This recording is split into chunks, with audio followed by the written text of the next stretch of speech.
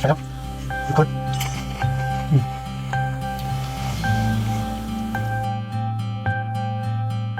Welcome to my channel. We'll be making some green chili mole style.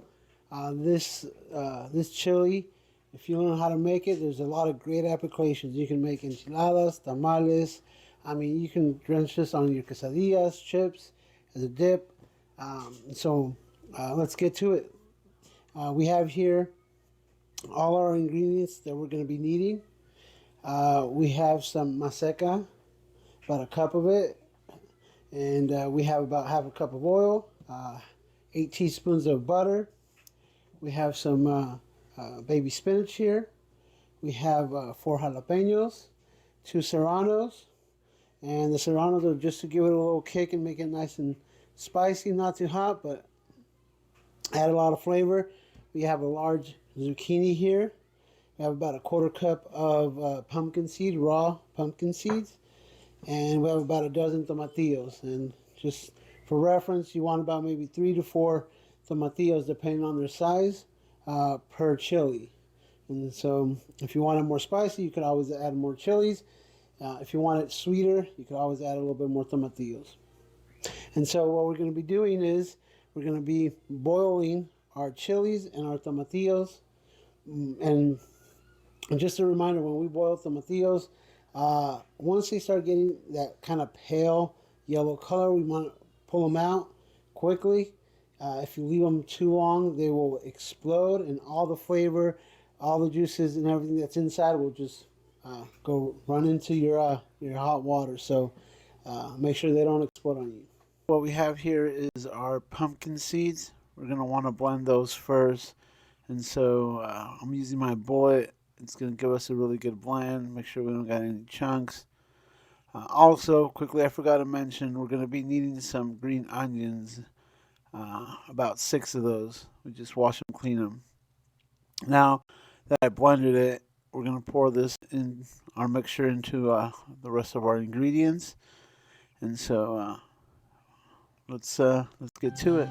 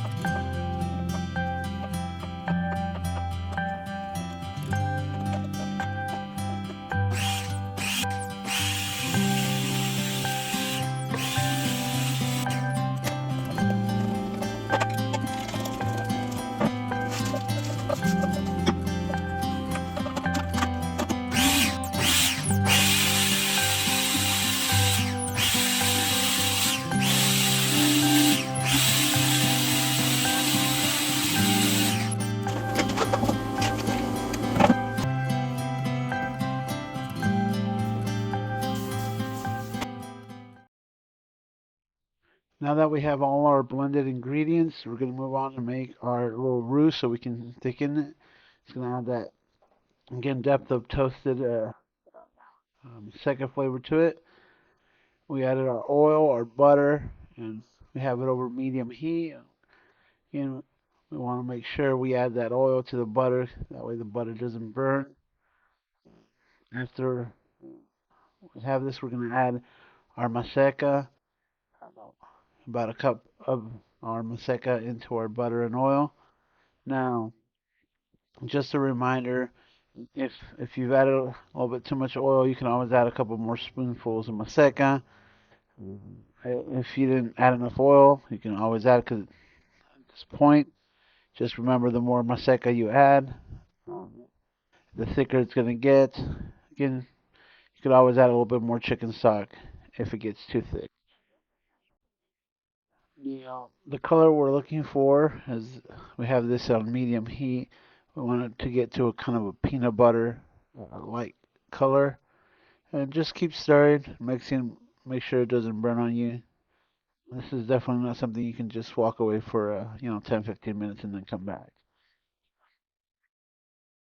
So now we have our roux to the color we want. We're going to add to it our blended ingredients. Make sure you have a whisk. That way it doesn't clump up. We'll stir it as we go along. Kind of important if you don't want to have any kind of clumps along the way. And once we've added all our ingredients, we want to add a little bit more chicken stock. I recommend you make your own. Again, you can buy it at the store, but it's always better if you make it home. A lot more flavor. Uh, we're going to use a little bit of that chicken stock as well to up our bowl. Make sure we get all of our ingredients in. And then we're just going to make sure that this comes to a boil, then bring it down to a simmer for about 10-15 minutes.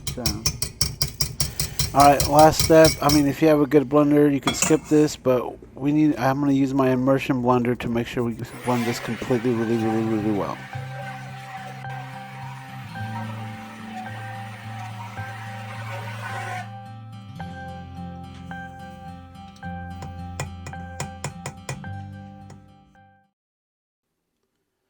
So we've let this simmer for a while. We have the consistency we want, and so we need to make sure we season it to taste and that the flavors are there. So I'm just going to add a little bit more salt, and I personally like to add a couple spoons of chicken bouillon. Again, maybe this is just a Mexican thing, but it definitely adds depth of flavor. And again, you never want to serve food without first tasting it. So a little bit of sea salt, a little bit of chicken bouillon, and just going to stir this in, and we're going to give it a little taste test, see how it is. And I know the tanginess of the tomatillos and the spiciness of the chili will be there. So here, let's give it a taste.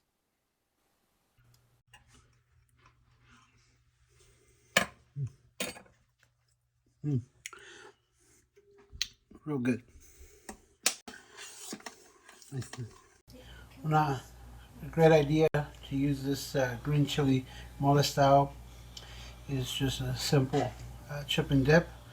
Even if you refrigerate it and cool it down, you can pull it out, and even cold or hot makes a great dip. Let's try it out. Beautiful color.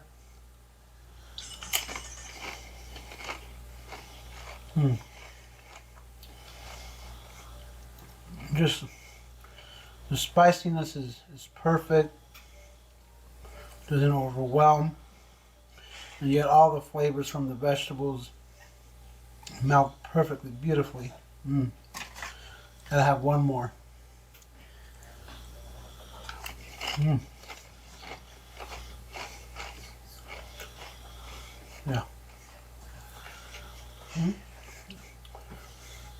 Like, share, subscribe.